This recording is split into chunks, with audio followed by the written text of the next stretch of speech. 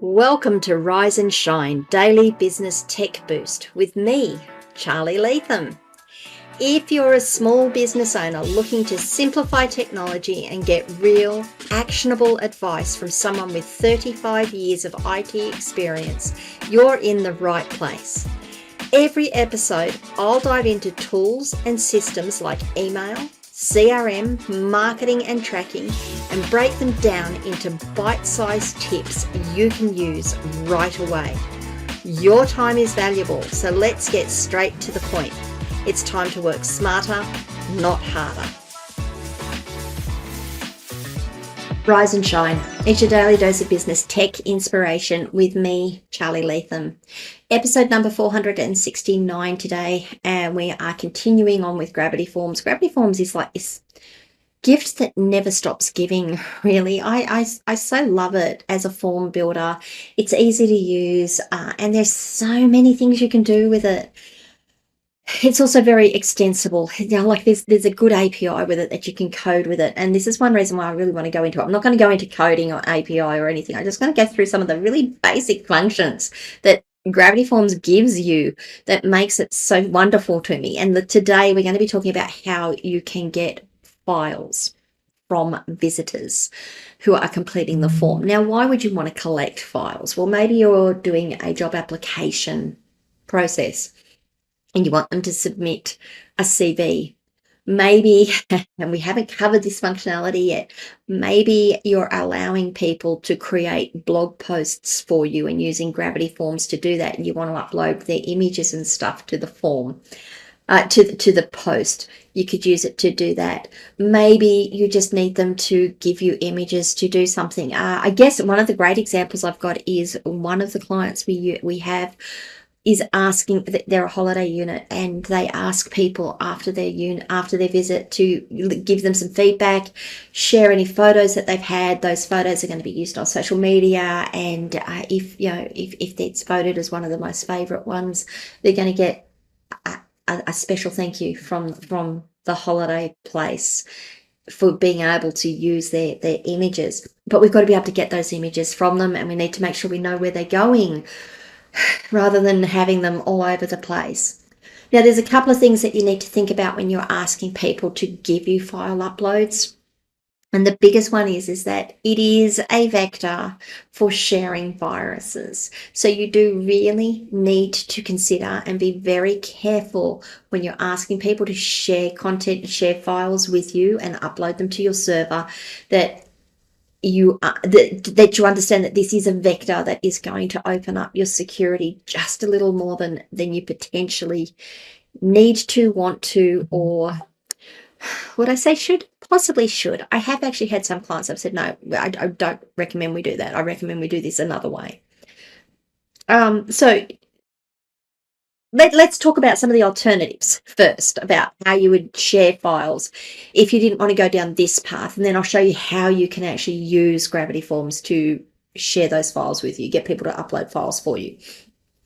Alternatives for sharing these files is to provide a box, a single line text box on your website, on your form, that says, where are these shared, that I can go and download them. Give me a download link that I can go and access them and download them. It might be a shared folder, it might be a Google folder, it might be a OneDrive folder, it might be a Box folder, it might be a Dropbox folder. You can go and do that. Now, you still might get infected files. You still might pick up someone who's trying to send you infected files.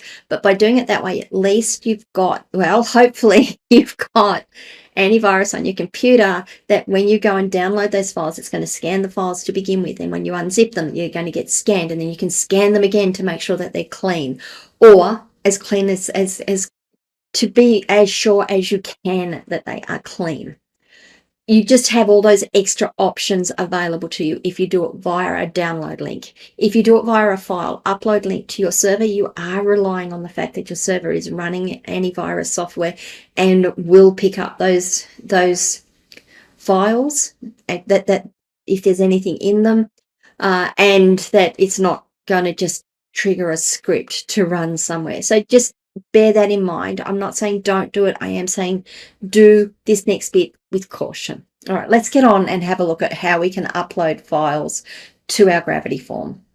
Okay, so this is our demo site. If you have been following along, we've been building out this Gravity form for a little while. I have a form already created, and if you haven't joined us, sorry, if you are only just joining us and are confused about how to install Gravity forms, how to set up a form, I have got episodes on that. Just a few episodes previous to this one, I've been building this up over time. Assuming you have Gravity Forms installed and a form on the way in the process, we're going to come down to our menu for forms, and we're just going to go to the forms menu. I have this contact form that we have been building out over the last few weeks, so days, weeks, months, whatever it is. We're going to click on edit, and we're going to see it here. Now, we're just going to add in an upload field here. Here for training preferences, I'm just going to, no, let's put it here under the dog training, under about your dog. We want to get a photo of the dog so that we can see what the dog looks like. How do we do that? Well, I'm glad you asked. Over in your fields menu, under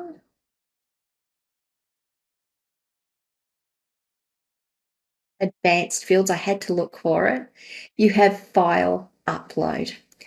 To put a file, to be able to ask people to send you files, you grab the file upload, drag and drop it to wherever you want it to go.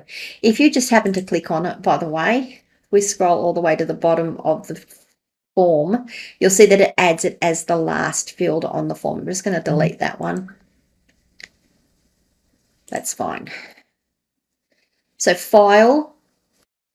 Now, if I click on the field itself, and it'll put us in the field settings tab, field label, photo of dog. So now we're telling people what we want in the description here. I'm going to say, please provide an image of your dog. You might want to put more in there. Other options that we have, we can remember what I was saying about people can upload malicious files. We can actually limit what they upload here. So we might put in here .jpg, .gif, .png. That'll do. So there's just three image file types. This isn't a guarantee that they're not going to be infected. There is a way of saving files and making them look like image files and still have malicious content in it. Again, this is all about the layers. This is all about the 1% that you can take to make yourself secure. So there's one that's one way of doing it, is making sure that you're limiting what can be uploaded. We've then got multiple file sizes, enable multiple files, enable multiple file upload. If you click on that, it says how many files can we upload. So can they upload 10? Can they upload 3? Can they upload 2? If you want them to give you more than one file at a time, you would do that multi-file upload. What is the maximum file size allow? This is going to be limited by your server settings. In my case, because I do a lot of development work, I've got my file sizes really, really big, 100 megabytes. So I can do massive uploads if I need to. Your file server may well be limited to something like 2 meg or 8 meg. Now, honestly, you probably don't want people uploading more than 2 megabyte files to you. But if you do, sorry, let me just take that around. You probably don't want them uploading more than 2 megabyte files to you. And you probably want them to upload something less. So what I would probably do here is say 600 kilobytes, KB. Oh, it doesn't megabytes. Can we do more? 0.6 megabytes?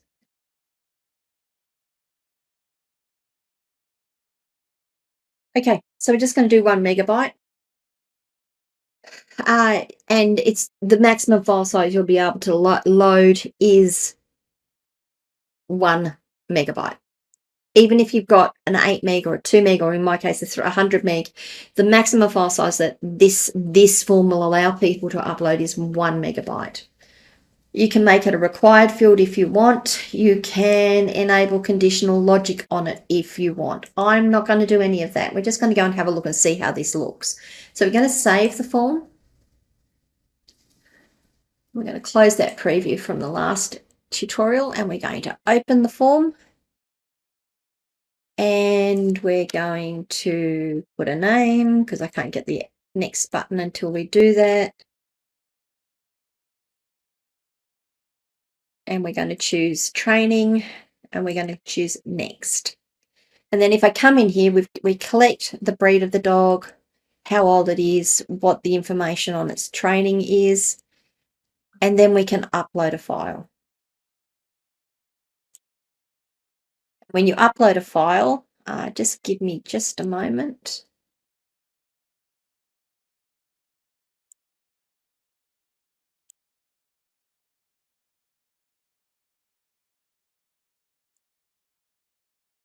Okay, so I'm trying to upload a file here, and it's telling me immediately that it exceeds the file size limit. So it says here I will only accept 1 megabyte. It also tells me it'll only accept JPG, GIF, and PNG.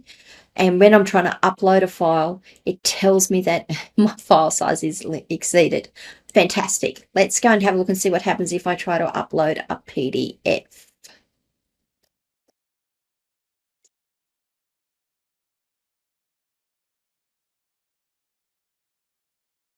Now it should, if I say next, there was a problem with your submission. There we go. It tells me that it can't upload anything. I can delete that. I'll come back to that in a minute. The uploaded file type is not allowed. Must be one of the following: JPEG, GIF, or PNG. So it's tried to upload it. I'm just going to remove it because it won't go forward until I do that, and it'll have to upload. If I want to, I have to upload a JPEG, GIF, or PNG. Okay, cool. What else did we have on that? If I do, let's just go back to the settings and say enable multiple file uploads and say 3, and then click save. Just going to show you the different options here.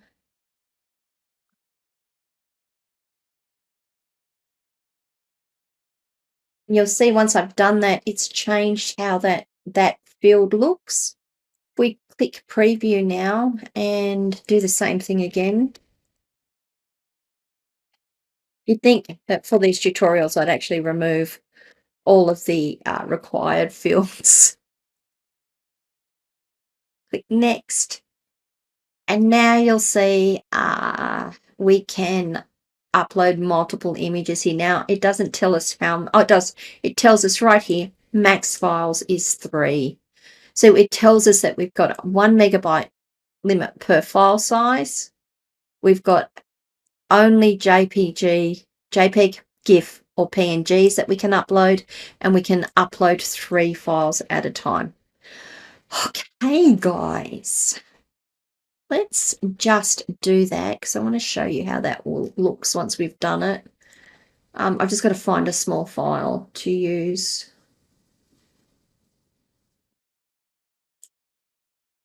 There we go, my Aussie flag. It tells me that's 178 kilobytes, so I know that we're going to go well.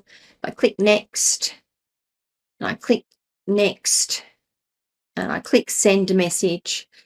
My form is submitted. I really wanted to do this because I wanted to show you how these entries look. Now, if I go to the entries field and I have a look at the new entry, there's all the information I provided.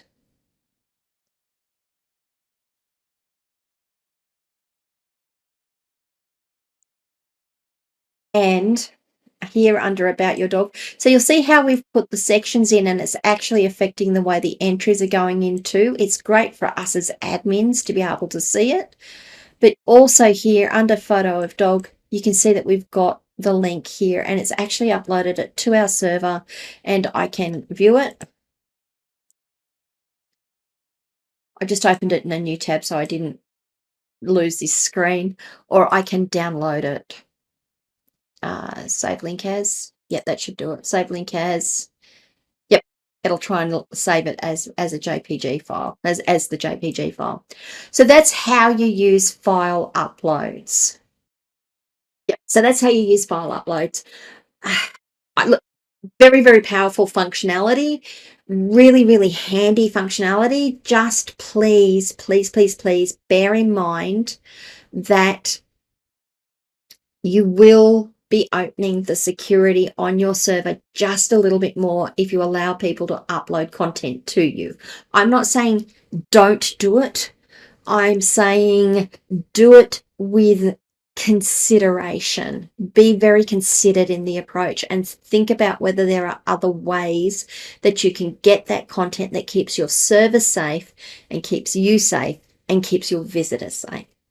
But file uploads, I have used them previously. They work really well as long as you've got all of the security protections around it. What do you guys think? Have you used file uploads? Is this a new function that you didn't realize existed? Did you realize you had all of those controls around it? Whatever it is, let me know in the comments wherever you are watching or listening to this video, or please come and join my locals community, askcharlyleetham.locals.com. You can join the conversation there. It is for business owners who are trying to get their head around their tech. How's that? If this video was useful to you, please give it a like. And if you haven't already, please subscribe to the channel and ring the notification bell so you find out when I drop more content. And I guess finally, there is a link to Gravity Forms in the description of this video, in the show notes for this episode. It is an affiliate link. I will get a commission if you purchase from that link. Just got to let you know that. I appreciate the fact that you are watching, and if you want to help me out by supporting me like that, I also appreciate that as well. I will see you guys all tomorrow. Bye.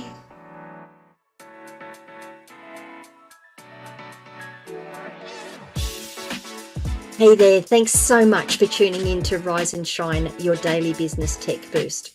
I hope today's episode gave you some actionable insights that will make your business tech work smarter for you. If you found value, be sure to subscribe, leave a review, and share it with other small business owners who could use a daily boost. For more tips, tools, and resources, visit www.askcharlyleetham.com. Until next time, keep rising, keep shining, and let's make tech simple together.